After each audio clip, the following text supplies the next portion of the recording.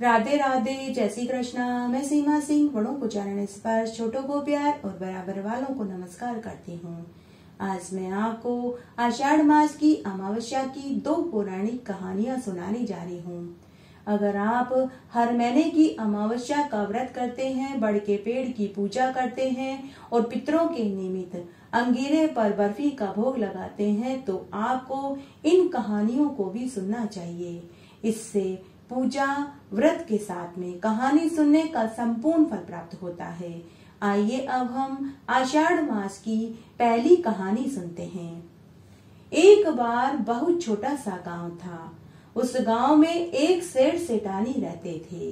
उनकी शादी को अनेक बरस बीत गए। इन वर्षों में सेठ जी ने अपनी मेहनत और लगन से एक छोटी सी दुकान से एक बहुत बड़े व्यापारी बन गए और अपने नगर के व्यापारियों में वे गिने जाने लगे। दोनों सेठ सेठानी बड़े ही धार्मिक प्रवृत्ति के थे। वे सभी तरह के व्रत, उपवास, पूजा पाठ किया करते थे। किसी ने ठीक ही कहा है कि माया के 3 नाम हैं, परशु, परशा और परशुराम। इस तरह समय बीतने लगा।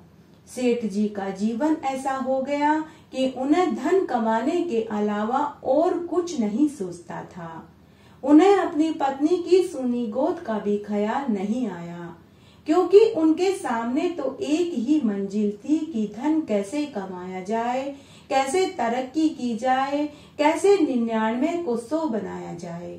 सेठ जी ने अपनी पत्नी को सोने में लाद दिया, लेकिन सेठानी का हृदय संतान के लिए हमेशा तड़पता रहता था। उस पीड़ा को सेठ जी ने जानने का प्रयास तक नहीं किया। नारी के हृदय में एक कोमल फूल होता है, परंतु कामुक और भावुक पुरुष उसे समझने का प्रयास ही नहीं करते।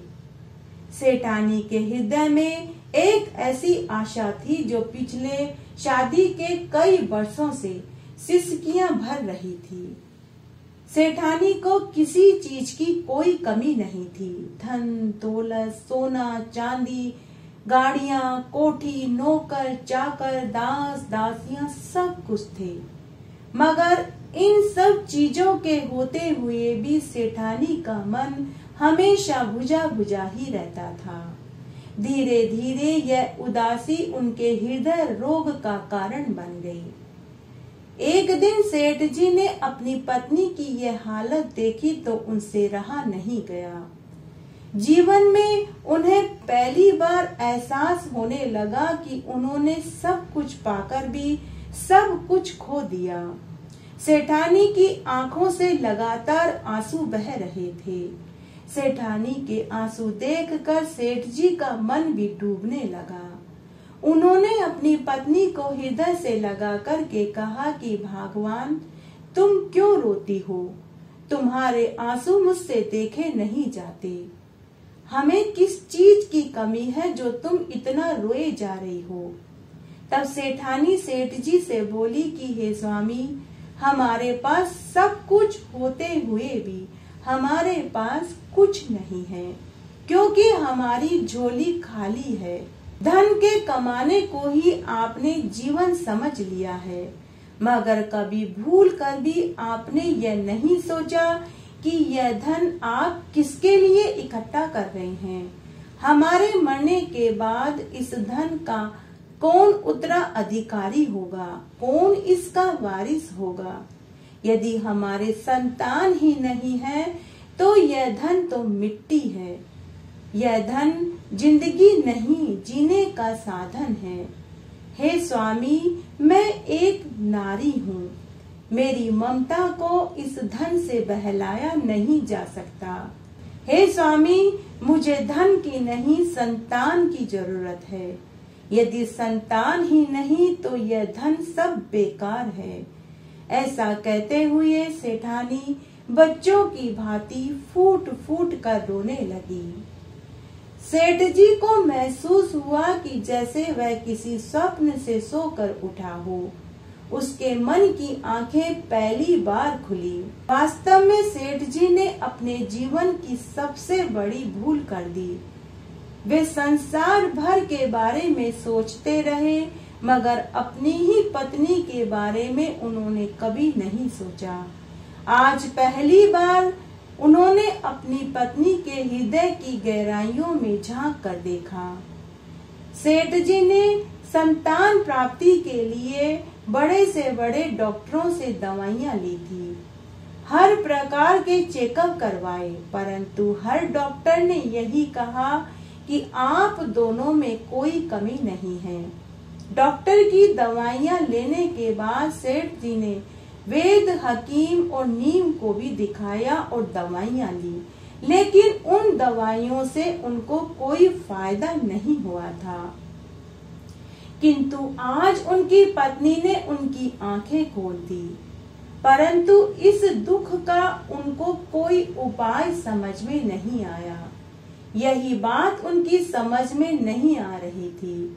तब सेठ जी ने अपनी पत्नी से कहा कि भगवान, तुम क्या समझती हो कि मुझे संतान की जरूरत नहीं? क्या हमने डॉक्टर, वेद, नीम, हकीम को नहीं दिखाया? क्या हमने उनकी सलाह नहीं ली? क्या हमने दवाइयां नहीं खाई? फिर भी अगर हमें संतान नहीं हुई तो हम क्या कर सकते हैं? तब सेठानी सेठ जी से बोली कि सेठ जी, आप केवल डॉक्टरों से ही संतान की आशा लगाए बैठे रहे, क्योंकि डॉक्टरों को तो धन चाहिए। वे लंबे लंबे पर्चे पर दवाइयां लिख कर दे देते हैं, परंतु उससे हमें क्या हुआ? क्या हमें संतान सुख मिला? तो सेठ जी ने कहा कि भगवान, फिर मैं क्या करूं? मुझे कुछ नहीं सूझता। अभी सेठ सेठानी की बात खत्म ही हुई थी कि तभी नौकरानी ने आकर कहा कि मालिक, बाहर एक पंडित जी आए हैं। वो कह रहे हैं कि मैं मथुरा वृंदावन से आया हूँ। सेठ सेठानी के शादी के इतने बरस बाद उनके घर के पुरोहित जी पधारे हैं। यह सुनकर सेठ सेठानी को बहुत खुशी हुई।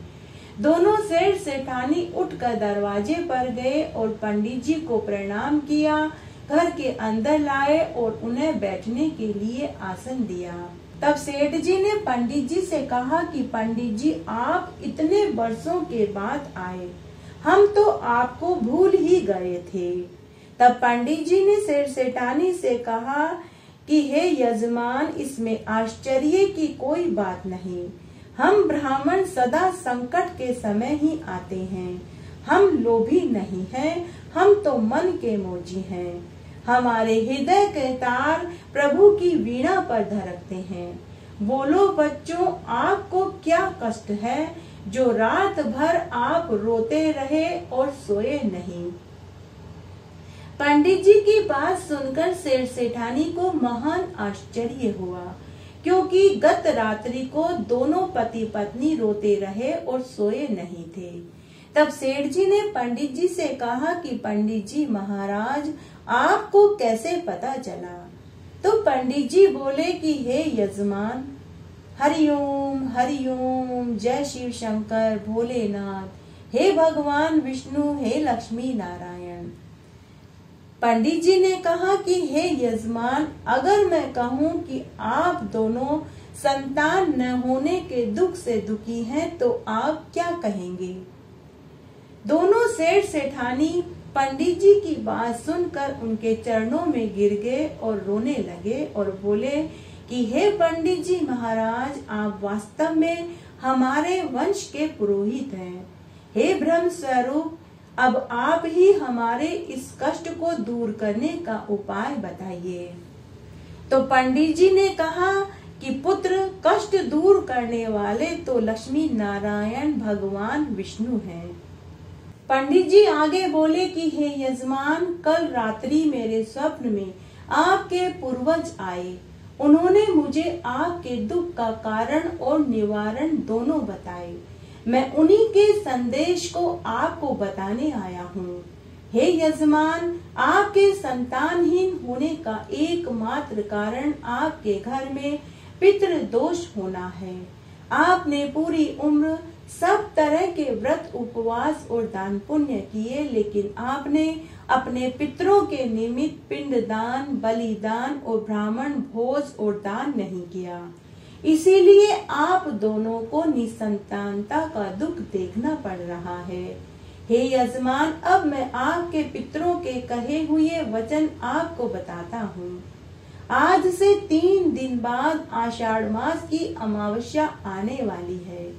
आप दोनों पति पत्नी अमावस्या का व्रत करो, अंगीरे पर बर्फी खीर का भोग लगाओ तथा पितरों के निमित्त पवित्र नदी सरोवर पर जाकर पिंडदान, ब्राह्मण भोग कराओ और अपनी सामर्थ्य अनुसार दान पुण्य करो तथा उस दिन बड़ के पेड़ की पूजा करो, घी का अखंड दीपक जलाओ, गुड़ पतासे और बर्फी का भोग लगाओ और बड़ के पेड़ की 5 परिक्रमा करो और पुत्र का वरदान मांगो।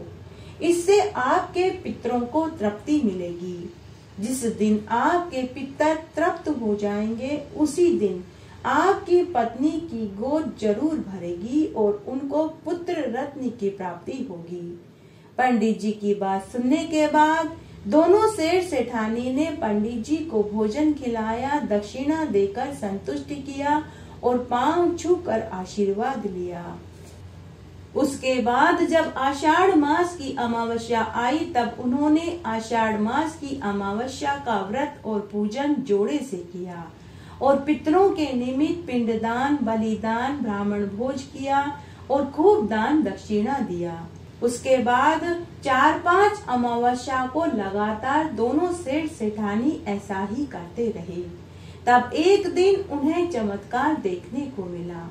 तब एक रात्रि को सेठ सेठानी को उनके पितर दिखाई दिए जो प्रसन्न मुद्रा में और वरदान की मुद्रा में थे। उसके कुछ महीनों के बाद ही सेठानी को गर्भ ठहर गया और 9वें महीने में उन्हें पुत्र रत्न की प्राप्ति हुई। इस तरह उन्हें 7 पुत्र हुए। आज उनके सभी पुत्रों का विवाह हो चुका था और खूब सारे पोते पोतियां भी थे। सेठ सेठानी ने अमावस्या के दिन भोग पितरों के निमित्त लगाने के अपने रीति रिवाज अपने बेटा बहुओं को भी सिखा दिया। आज वे सभी खुशहाल जीवन जी रहे थे। हे अमावस्या के देवता, हे पितृ देवता, जैसा आशीर्वाद आपने सेठ सेठानी और उनके परिवार पर बनाए रखा वैसा सबके ऊपर बनाए रखना। कहानी कहने वाले के ऊपर, सुनने वाले के ऊपर और हुक्कारा भरने वाले के ऊपर। घटती हो तो पूरी हो तो परवान चढ़े, भूले बिसरे नाम तेरे भंडार में भरे। आइए अब हम आषाढ़ मास की अमावस्या की दूसरी कहानी सुनते हैं। एक बार एक बहुत छोटा सा गांव था। उस गांव में एक साहूकार साहूकारनी रहते थे। उनकी शादी को अनेक बरस हो गए लेकिन उन्हें औलाद सुख की प्राप्ति नहीं हुई। तो उन्होंने डॉक्टर, वेद, नीम, हकीम सभी को दिखाया। तब सभी ने एक ही जवाब दिया कि आप दोनों पति पत्नी में कोई कमी नहीं है। आप औलाद पैदा करने में पूर्ण रूप से सक्षम हैं। तब परिवार के कहे अनुसार उन्होंने देवी देवता ढोके, अनेक तरह के व्रत उपवास करे और खूब दान पुण्य किए, लेकिन फिर भी उन्हें एक पुत्र का सुख भी नहीं मिला। तब एक दिन साहूकारनी अपने पति से बोली कि हे नाथ, आप दूसरा विवाह कर लीजिए, शायद दूसरी पत्नी से आपको औलाद सुख मिले। तब साहूकार ने इनकार कर दिया कि भगवान, मैं दूसरा विवाह नहीं करूंगा, क्योंकि सौतन के आने पर तुझे उससे जलन होने लगेगी। अगर उससे मुझे पुत्र हुआ तो तू ईर्ष्या करने लगेगी। तब साहूकारनी बोली कि हे नाथ, आप मेरी छोटी बहन से दूसरा विवाह कर लीजिए। अगर मेरी छोटी बहन ब्याह कर इस घर में आएगी तो मुझे उससे जलन भी नहीं होगी और वह मेरे साथ बुरा बर्ताव भी नहीं करेगी। हम दोनों बहनें प्रेम भाव से रहेंगे। लेकिन साहूकार नहीं माना। तब साहूकारनी ने भी जिद पकड़ ली। साहूकारनी ने कहा कि जब तक आप मेरी छोटी बहन से दूसरा विवाह नहीं करेंगे तब तक मैं अन्न जल ग्रहण नहीं करूंगी। इस तरह साहूकारनी ने कई दिनों तक अन्न जल ग्रहण नहीं किया। तब एक दिन साहूकारनी बिना अन्न जल के बेहोश होकर धरती पर गिर पड़ी। उसकी दयनीय हालत देखकर साहूकार को साहूकारनी की छोटी बहन से दूसरा विवाह करना ही पड़ा। साहूकारनी की छोटी बहन बड़ी ही धार्मिक प्रवृत्ति की थी। वह हर महीने अमावस्या का व्रत करती, बड़ के पेड़ की पूजा करती, महादेव जी की पूजा चारों प्रहर करती। उस दिन वह पितरों के निमित्त अंगीरे पर खीर, पूरी और बर्फी का भोग लगाती और एक ब्राह्मण को भोजन खिलाकर दक्षिणा देती और हर अमावस्या पर सवासेरी का दान करती।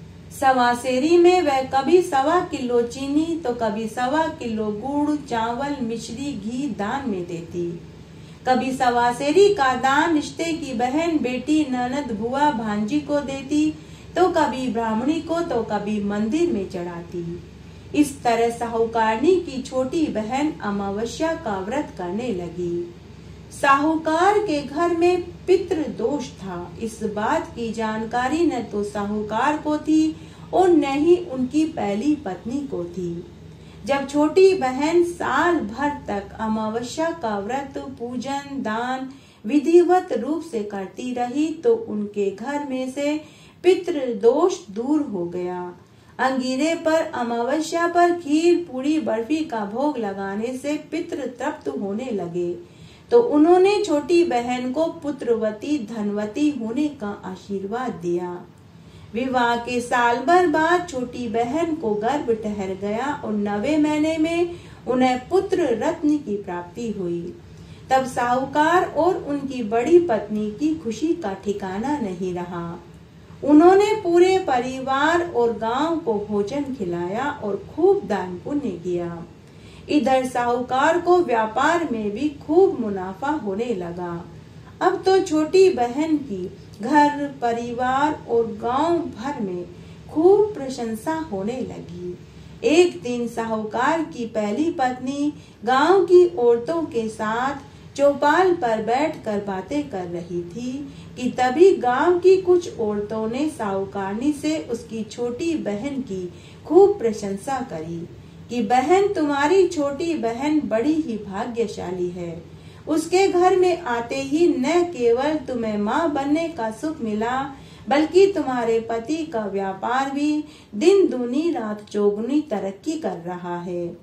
उस समय बड़ी बहन के मन में ईर्ष्या द्वेष भाव पैदा हो गया। उस दिन घर आकर उसने गौर किया कि उसका पति भी पूरे समय उसकी छोटी बहन के आगे पीछे घूम रहा है। उसे जलन के मारे पूरी रात नींद नहीं आई। वह अपनी बहन को सबक सिखाने का उपाय सोचती रही, लेकिन उसकी छोटी बहन इतनी गुणवती और धैर्यवती थी कि उसमें ढूंढने पर भी कोई दोष नजर नहीं आता था। तब बड़ी बहन मन ही मन सोचने लगी कि मैं अपनी छोटी बहन के पुत्र को ही मार डालती हूँ, न रहेगा बांस न बजेगी बांसुरी। तब एक दिन उसने लड्डू में जहर मिलाकर बच्चे को खिला दिया, लेकिन अमावस्या देवता और पितृ देवता ने उसके जहर वाले लड्डू को अमृत में बदल दिया। लड्डू खाने के बाद बच्चा सो गया और शाम तक नहीं उठा। उधर साहूकारनी ने सोचा कि जहर वाले लड्डू को खाने से उसकी छोटी बहन का पुत्र मर गया, इसीलिए वह नहीं उठा। तो वह संध्या के समय जोर जोर से रोने लगी कि हमारा पुत्र मर गया है, इसीलिए वह अभी तक नहीं उठा। रोने की आवाज सुनकर साहूकार और उसकी छोटी पत्नी आए और साहूकारनी से रोने का कारण पूछने लगे कि तभी साहूकार का पुत्र कमरे में से आंखें मलता हुआ, अंगड़ाई लेता हुआ बाहर आ गया।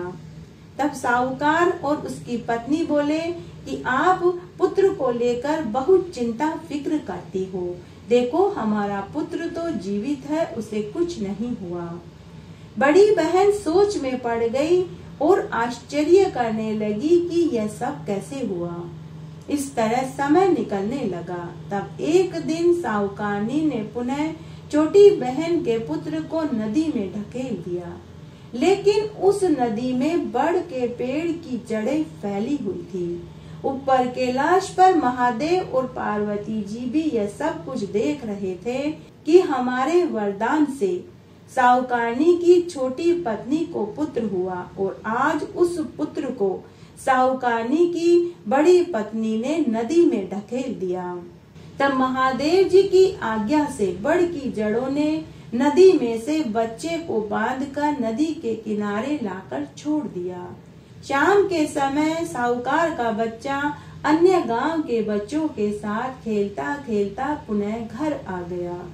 बच्चे को पुनः जीवित देखकर साहुकारनी के शरीर पर सांप लौटने लगा। वह मनी मन सोचने लगी कि आखिर कौन है जो बच्चे को बार बार बचा रहा है। इस तरह फिर से कई दिन निकल गए। तब एक दिन आषाढ़ मास की अमावस्या का दिन था। उस दिन साहूकार व उसकी छोटी पत्नी का अमावस्या का व्रत था। उन्होंने जोड़े से अमावस्या का व्रत रखा था और उस दिन जोड़े से उन्होंने बड़ के पेड़ की पूजा करी और शिव मंदिर में चारों प्रहर की पूजा करने लगे। उधर घर पर साहूकारनी और उसकी छोटी बहन का 8 साल का पुत्र अकेले थे। उसी समय साहूकारनी के दुष्ट दिमाग में एक उपाय आया। उसने अपनी छोटी बहन के सोते हुए पुत्र की गर्दन को तलवार से काट दिया और घर के बाहर आकर रोने चिल्लाने लगी कि कोई मेरी छोटी बहन के पुत्र को मार कर चला गया। उसके रोने चीखने की आवाज सुनकर गांव वासी एकत्र हो गए। तब कुछ गांव वाले महादेव जी के मंदिर में गए, जहां साहूकार अपनी छोटी पत्नी के साथ अमावस्या की पूजा कर रहा था। गांव वालों ने उनसे जाकर कहा कि कोई आपके पुत्र की गर्दन काटकर चला गया। पुत्र के मरने का समाचार सुनने के बाद भी दोनों पति पत्नी निस्वार्थ भाव से महादेव जी की पूजा करते रहे। जब 4 प्रहर की पूजा समाप्त हो गई तो वे घर आए तो उन्होंने देखा कि उनके घर के बाहर पूरा गांव एकत्र था। साहूकारनी की बड़ी पत्नी रोती जा रही थी। उसके बाद साहूकार और साहूकारनी की छोटी पत्नी घर में उस कमरे में गए जहां उनका पुत्र मृत पड़ा था। उन्होंने महादेव जी के चरणामृत को पुत्र पर छिड़का और उन्होंने अपनी अमावस्या के व्रत का फल अपने पुत्र को सौंप दिया। तभी एक चमत्कार हुआ। उनके मृत पुत्र की गर्दन स्वतः जुड़ गई और वह जीवित हो गया। यह चमत्कार गांव के सभी लोगों ने देखा। सभी गांव वाले साहूकार की छोटी पत्नी के अमावस्या के व्रत की बड़ाई करते हुए अपने अपने घर को चले गए। यह देखकर बड़ी बहन पश्चाताप की अग्नि में जलने लगी। उस रात उसे नींद नहीं आई। सुबह जब वह सोकर उठी तो उसने देखा कि उसके पूरे शरीर पर कोढ़ हो गया था। वह अपने कोढ़ी शरीर को देखकर रोने चिल्लाने लगी। उसका रोना चिल्लाना सुनकर साहूकार व उसकी छोटी पत्नी उसके कमरे में गए और उसकी दयनीय हालत देखकर दोनों को महान कष्ट हुआ। तब साहूकार उसी समय गांव में से वेद जी को बुलाने के लिए चला गया। इधर छोटी बहन अपनी बड़ी बहन के कोढ़ वाली जगह को अपने कोमल हाथों से सहलाने लगी और पूछने लगी कि जीजी आपने ऐसा क्या पाप किया जिसकी आपको यह सजा मिली। तब बड़ी बहन ने अपनी छोटी बहन को पूरी सच्चाई बताई और अपनी गलती की माफी मांगने लगी। तभी कमरे में आकाशवाणी हुई। उनके घर के पितरों ने कहा कि बड़ी बहू तुमने घोर अन्याय किया है, तुम्हें उसकी सजा मिली है। बड़ी बहू तुमने कभी भी अमावस्या के दिन पितरों के निमित्त भोग नहीं लगाया और न ही अमावस्या का व्रत किया, न ही दान पुण्य किया। इसी कारण तुम्हें पुत्र का सुख नहीं मिला। छोटी बहू ने ये सभी नेकचार किए तो उसे पुत्रवती और धनवती का वरदान हमने दिया। बहू तुम्हें तुम्हारे कर्मों का फल भोगना ही पड़ेगा। बिना कर्म फल भोगे मुक्ति नहीं मिलती।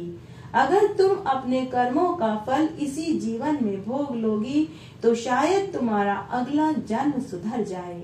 ऐसा कहकर पितृ अंतर्ध्यान हो गए। तभी साहूकार गांव में से वेद जी को लेकर आ गए। वेद जी ने उपचार आदि करके दवाइयां दे दी और वेद जी चले गए। साहूकार और उसकी छोटी पत्नी ने साहूकारनी की खूब सेवा टहल करी। साहूकारनी अपने प्रारब्ध को भोग कर एक दिन मृत्यु को प्राप्त हो गई। हे अमावस्या देवता, हे पितृ देवता, जैसे अमावस्या के व्रत का फल आपने साहूकार की छोटी पत्नी को दिया वैसा सबको देना।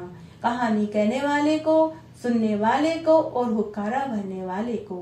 घटती हो तो पूरी हो तो परमान जड़े, भूले बिसरे नाम तेरे भंडार में भरे। इस तरह आज हमने अमावस्या की 2 पौराणिक कहानियां सुनी। आशा करती हूँ यह आपको जरूर पसंद आएगी। मेरे साथ बने रहने के लिए आपका धन्यवाद। आगे आने वाली कथा कहानियों के लिए भी आप इसी तरह मेरे साथ बने रहें। धन्यवाद।